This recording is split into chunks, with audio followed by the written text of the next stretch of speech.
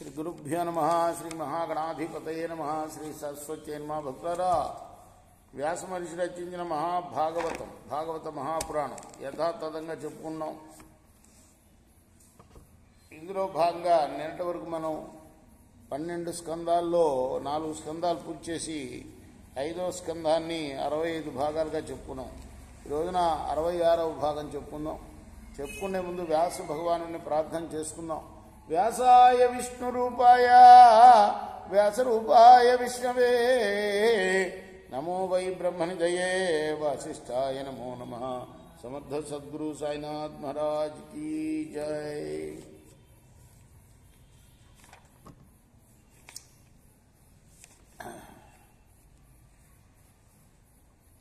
ఇంకా మరొక నరకం దంతసూకం అంటారు దీన్ని. నిర్దాక్షిణ్యంగా నోరు లేని జంతువుల్ని పీడించే క్రూర స్వభావాల్ని ఇందులో తోస్తారు. అక్కడ 5 తలలు 7 తలలు ఉన్న పాములు వీళ్ళని కాటేస్తూ ఎలుకలను మింగేసినట్టుగా మింగేస్తూ ఉంటాయి. ఏం పేరు ఇది? దంతసూకం.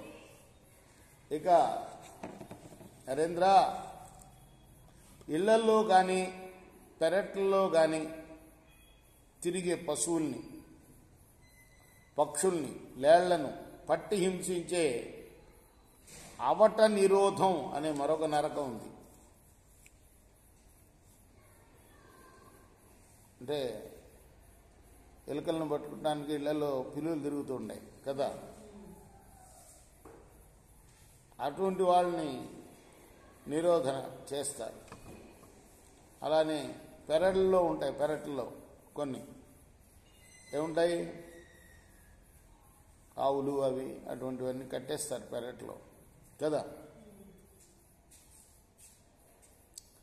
వీటిని హింసించే వాళ్ళని ఈ నరకంలో పడేస్తారు. నిరోధనము అనే నరకం. అక్కడ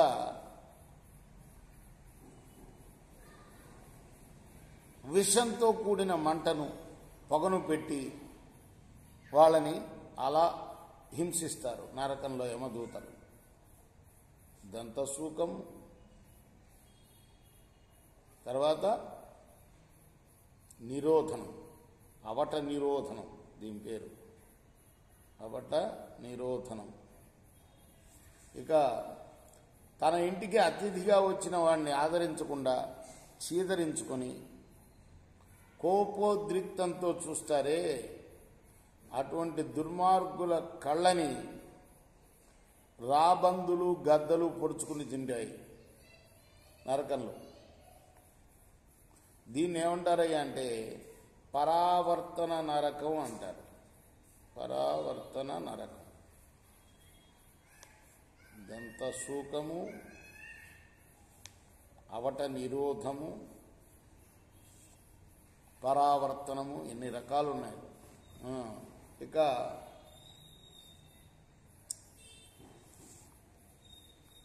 ధనాన్ని దానం చేయకుండా కూడబెట్టడమే తన ధ్యేయంగా భావిస్తుంటారే, వీళ్ళకి కూడా ఒక నరకం ఉంది. సూచీముఖం అనే నరకంలో పడేస్తారు. ఏమిటది? సూచీముఖం. ఏం చేస్తారు ఇక్కడ? సూచీముఖంలో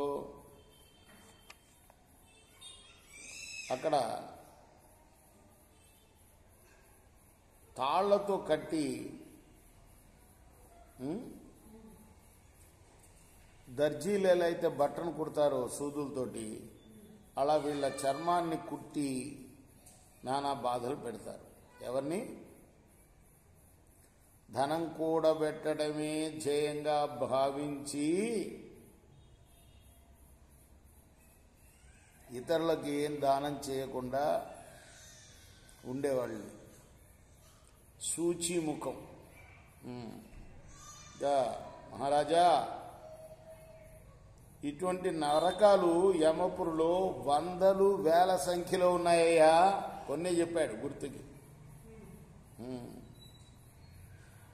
అధర్మాన్ని చేసిన వాళ్ళందరూ క్రమంగా ఈ నరకాల్లో ప్రవేశిస్తారు. అంచేత అక్కడ యమదూతలు భూలోకంలో ధర్మానికి దూరంగా ఉన్న వారిని ఎల్లప్పుడూ బాధిస్తూ ఉంటారు. మోక్ష మార్గం గురించి నీకు ఇదివరకే చెప్పానయ్యా.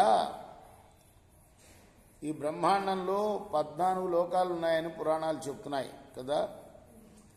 అటువంటి బ్రహ్మాండమే నారాయణుడి యొక్క స్థూలమైన శరీరం. ఇది భగవంతుని మాయాశక్తి యొక్క 3 గుణాల వికారం. ఈ స్థూల రూపమే ఇక్కడ వివరించబడింది. అందువల్ల బ్రహ్మాండ వర్ణన చేసేవారు, అది విన్నవారు అన్ని రకాల శుభాల్ని అనుభవిస్తారు. భగవంతుడు సకల ప్రాణుల్లో అంతరమైన ఆత్మరూపుడుగా ఉన్నాడు. అటువంటి భగవంతుణ్ణి ఇంద్రియ గోచరంగాని సకల ప్రాణుల్లో అంతరమైన ఆత్మరూపుడుగా మనం భావించాలి. ఉపనిషత్తులన్నీ కూడా అలానే వర్ణిస్తున్నాయి. ఈశ్వరుడి స్థూల శరీరం తెలిసిన వారికి శ్రద్ధ వల్లనైతేనేమి, భక్తి వల్లనైతేనేమి భగవానుడి యొక్క సూక్ష్మ రూపం తెలుసుకోవటానికి వీలున్నది.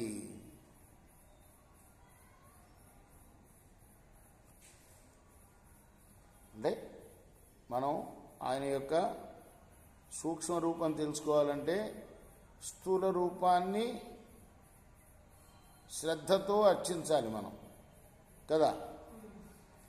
భూగోళం, అందరి 7 ద్వీపాలు, 9 వర్షాలు, వాటిలోని నదులు, పర్వతాలు, ఆకాశం, సముద్రం, పాతాళం, దిక్కులు, నరకం, నక్షత్ర సముదాయం మొదలైన సకల జీవరాశులతో కూడి అత్యద్భుతమైన శ్రీమన్నారాయణుడి యొక్క స్థూల శరీర స్వరూపాన్ని నీకు నేను వివరించానయ్యా.